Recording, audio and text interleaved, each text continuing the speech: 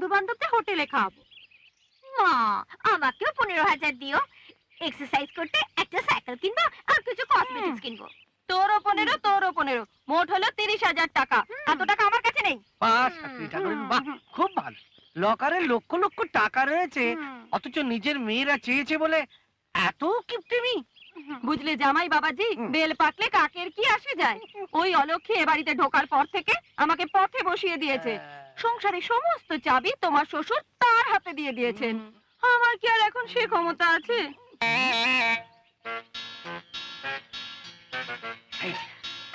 আচ্ছা শাশুড়ি মা, আপনি খালি অজ্ঞান হয়ে যাওয়ার অ্যাক্টিং করুন, আর বাকিটা আমি সামলাই। দেখো দেখি, দেখো দেখো। ওমা ওমা ওমা ওমা, কে কোথায় আছো গো? আরে এদিকে এসো। আরে কি হলো? মা আমাকে করছে? অজ্ঞান হয়ে গেছে। কি করি? তোর চাবিটা দাও না। চাবি কি হবে? বাবাকে জিজ্ঞেস না করে আমি চাবি কি করে দেব? আরে দেখছি একজন মরতে বসেছে। দাও দাও দাও, চাবি দাও।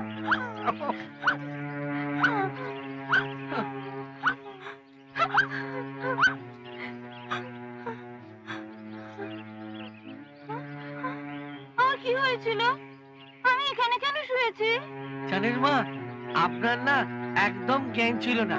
যেই মুহূর্তে আপনাকে চাবিটা ধরিয়ে দিলাম, সেই মুহূর্তে না আপনি ভালো হয়ে গেলেন। চাবি? চাবি?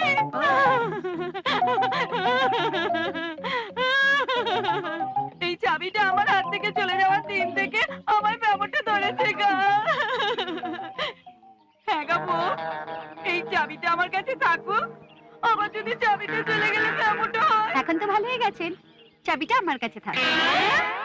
নিয়ে গেলে নিয়ে গেলে নিয়ে গেলে চাবিটা দিয়ে গেলে। আরে নিয়ে গেল বলে কাঁদছো কেন? দেখো মা, আমরা তো 4 জন আছি, ও তো একা। চাবিটা কি কেড়ে নিলে হয় না? আর তোমাদের বাবা? শুনুন মা, বাবা একটা কাজে বাইরে গেছে, এত তাড়াতাড়ি কি ফিরবে? চলুন চলো। হ্যাঁ, ঈশ্বরী চাবি দে। চাবি? চাবি দে। না, বাবাকে না বলে আমি দিতে পারবো না। বাবাকে না বলে দেবো না? যেন ওর বাবার সম্পত্তি। হারাবাতের মেয়ে আমার রানী হয়েছে, চিড়ে মুরগি পেয়ে বলে কোন গায়ে বলে। কথার কি আছে? চাবিটা কেড়ে নিন না। দে চাবি দে। না, অলক্ষী ভিখারি মেয়ে রানী হবে। দে চাবি দে। দে দে চাবি। আর ধরো না, আর দাঁড়িয়ে আছে, ধরো না। চাবি দে। মা ঈশ্বরী, এই রে, বাবা এসে গেছে। আরে গোলমাল হয়ে গেল। পালাও, পালাও, পালাও, পালাও, পালাও, পালাও।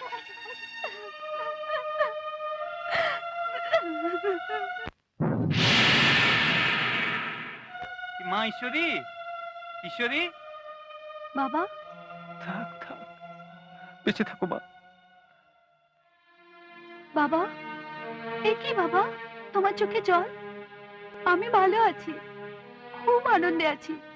তা আমি জানি কি মা, তবে তোর মা মারা যাওয়ার পর তোকে শান্তিকে বাবা মায়ের স্নেহ দিয়ে কত কষ্ট করে বড় করেছি। শান্তিটা তো অকালেই চলে গেল। তুইও আমাকে ছেড়ে চিরদিনের জন্য পর হয়ে গেছিস রে মা।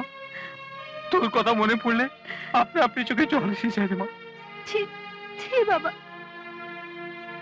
আমি তো তোমার কাছে নেই, তুমি কাঁদলে কে তোমার চোখের জল মোছাবে? ঈশ্বরী, তোকে একটা কথা বলবো, তুই রাগ করবি না তো মা? কি কথা বাবা? ওই তোর স্বামী, মানে আমার জামাই বাবাজি কেমন তোকে খুব ভালোবাসে না রে? হ্যাঁ বাবা, ভীষণ। আর তোর শাশুড়ি, তিনি কেমন? তিনি তো শাশুড়ি নন, সাক্ষাৎ মা, আমায় মেয়ের মতোই স্নেহ করে। আমি জানতাম মা, তোর কোনো দুঃখ থাকবে না, কোনো অভাব থাকবে না। সেদিন বাবুর কথা না ভেবে চিন্তেই তোর বিয়েতে মত দিলাম।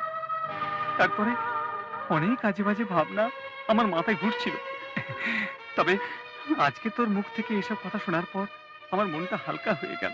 ভগবান করুন তুই আজীবন আমার সুখে শান্তিতে সংসার কর।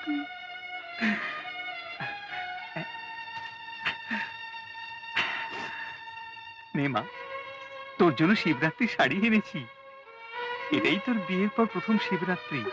প্রথা অনুযায়ী বিয়ের পর মেয়েদের বাপের বাড়িতে যাওয়ার কথা, কিন্তু তুই এত বড় ঘরের বউ, এই গরিব বাবাটা কি বা দিতে পারবে তোকে? বাবা,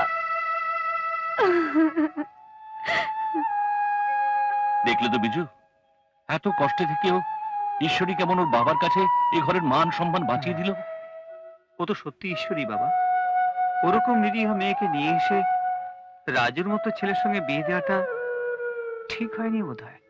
লোহা পরস্পর স্পর্শে যেমন সোনা হয়ে যায়, ভেবেছিলাম কি এ ঘরে বউ আনলে রাজু বদলে যাবে, ভালো হয়ে যাবে।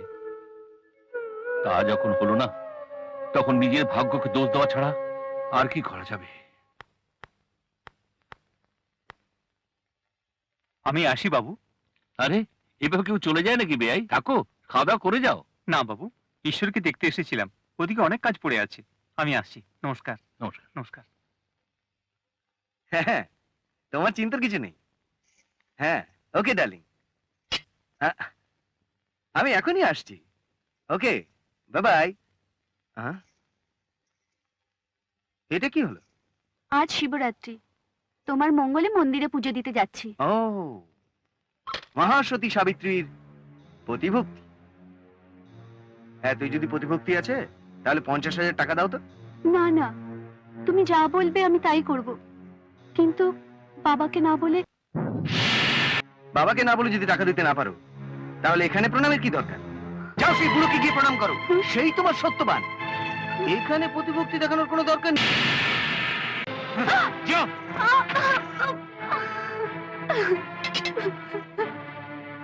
প্রতিভক্তি?